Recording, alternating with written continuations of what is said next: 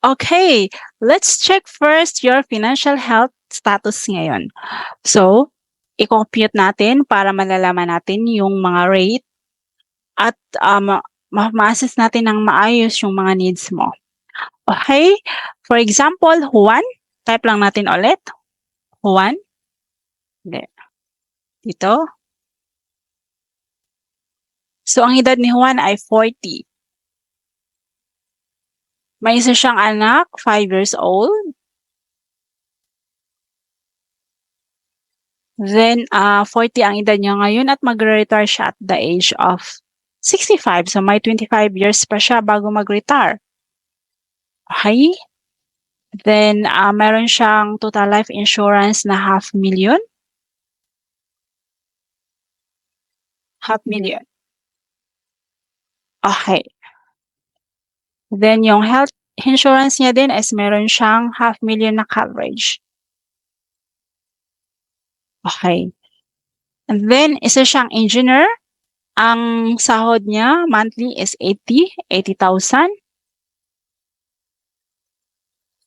Then, mayroon siyang, kasi tumatanggap siya ng 13 months. So, 13 months siyang tumatanggap ng sweldo. Then, yung partner niya is nasa call center, may 20K na sweldo monthly. Then, tumatanggap din ng 13 months. Kaya, receive of a year na makatanggap ng sweldo is 13 din. Okay. So, all in all, mayroon silang monthly na income in 1 month na 108 and 333.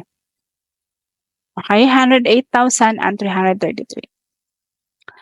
Then, monthly savings investment, palagay natin mayroon siyang naghulog siya ng savings, for example, 10,000 a month. Okay, 10,000. Mayroon siyang loan payments na 15,000. 15,000. Then, household and work-related expenses, palagay natin 30,000. Kasi may anak sila.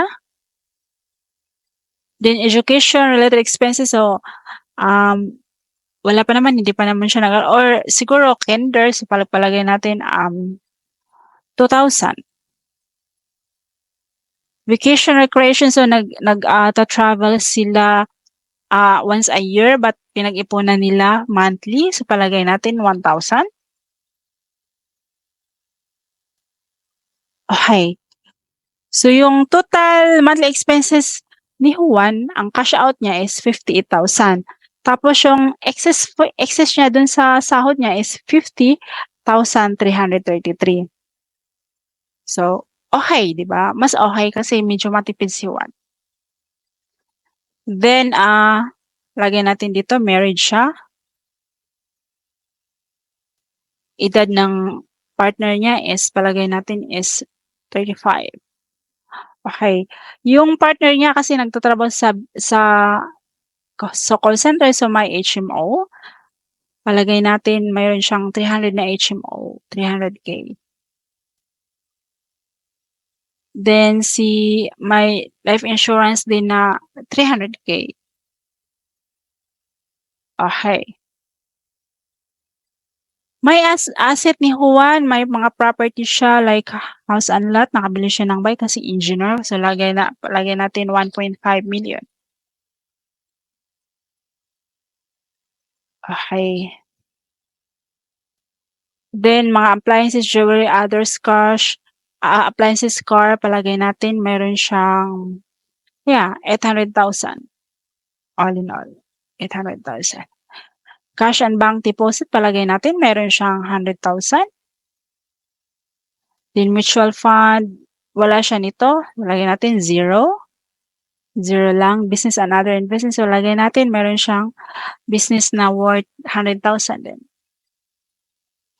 Then insurance print plans, cash flow, palagay natin wala siya.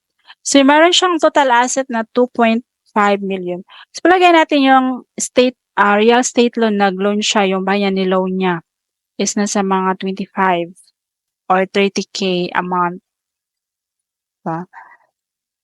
30,000. Yeah, 30,000. Then, car, salary and other loans, palagay natin 15,000. Unpaid credit card balance, palagay natin, meron siyang 10,000. Okay. So, total liabilities ni Juan is 45,000.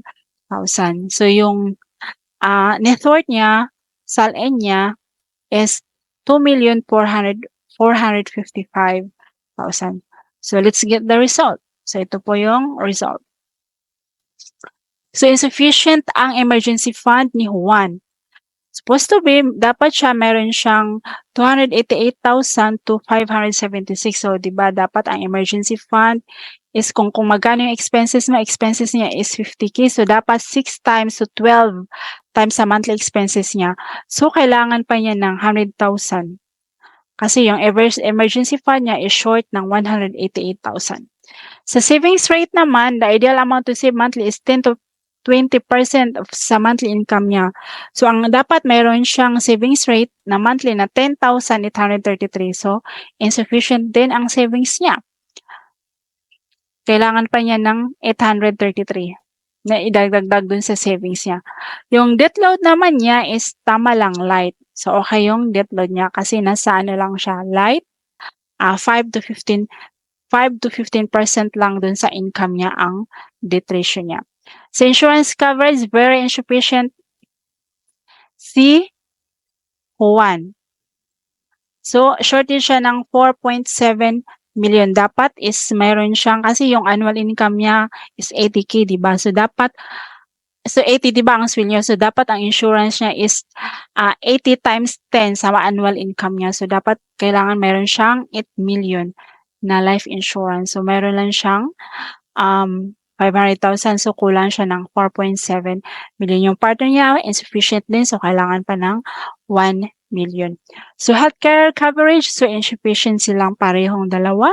So, kailangan nila ng $500,000 na health coverage. So, liquidity nila is very low dahil nga, di ba, more on sa mga asset nila doon.